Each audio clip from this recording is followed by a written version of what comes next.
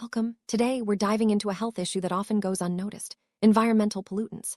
When most people think about health risks, they focus on things like diet, exercise, or even family history. But there's another danger that surrounds us every day: pollutants in our air, water, and soil. These substances are often invisible and can linger for years, making their effects hard to detect. Because the damage builds up slowly, many people don't realize they've been exposed until health problems appear much later. This makes environmental pollution a hidden crisis, quietly affecting millions without obvious warning signs. Let's explore what these pollutants are and why they matter so much. Environmental pollutants are substances that contaminate our surroundings: air, water, soil, and even the food we eat. These pollutants come from many sources: factories, cars, farms, and even products we use at home. Some, like certain chemicals, break down quickly, but many others, such as heavy metals or plastics, can persist for years, building up in the environment and our bodies. Air pollution from vehicles, pesticides from agriculture, and chemicals from plastics are just a few examples. Because these pollutants are so widespread, it's easy to underestimate their impact. Let's look at how these substances actually get into our bodies. Pollutants can enter the human body in several ways. We breathe in polluted air, which carries harmful particles straight to our lungs and bloodstream. Drinking contaminated water or eating food grown in polluted soil introduces chemicals internally. Even products we use on our skin, like lotions or cleaners, can allow pollutants to be absorbed directly. Over time, some of these substances build up in our bodies, increasing the risk of health problems. The fact that exposure happens through so many everyday activities makes it even harder to avoid. Next, let's see what these pollutants actually do to our health.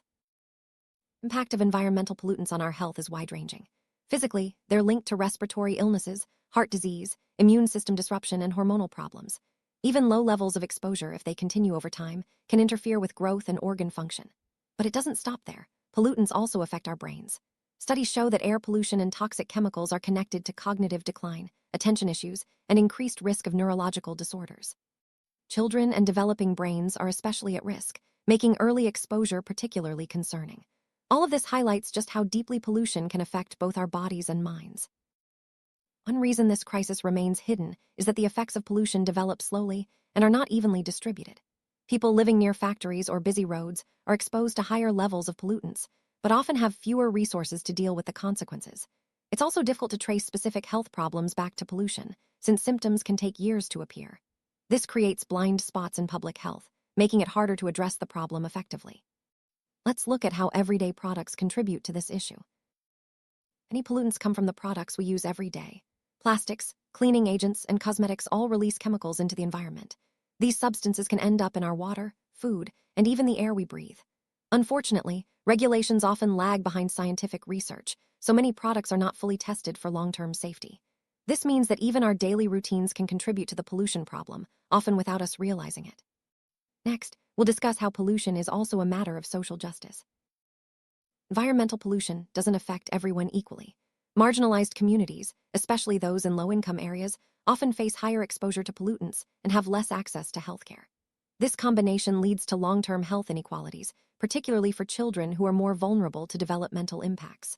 Addressing pollution is not just about protecting the environment, it's also about ensuring fairness and justice in public health. Now, let's consider what can be done to tackle this crisis.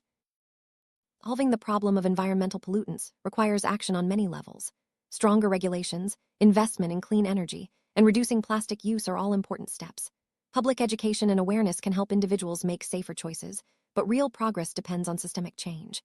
By working together, we can reduce exposure and protect the health of current and future generations. Let's wrap up with some final thoughts on why this issue matters for everyone. Environmental pollutants are a growing but often invisible threat to our health. Their effects on the body and brain develop quietly over time, making them easy to ignore until it's too late. Protecting environmental health is inseparable from protecting human health. By raising awareness and supporting change, we can help create a healthier future for everyone. Thank you for joining this important discussion. See you in the next video.